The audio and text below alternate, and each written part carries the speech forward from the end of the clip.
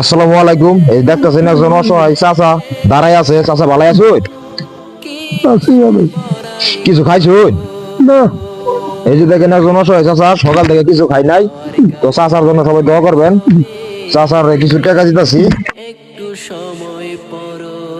ধরুন চাচা, এই যে ধরুন, এই যে দিলাম 200 টাকা দিলাম আপনারে, বুঝছেন? আপনার যেটা মন চায় এটাই খাইবেন। সবাই চাচার জন্য দোয়া করবেন।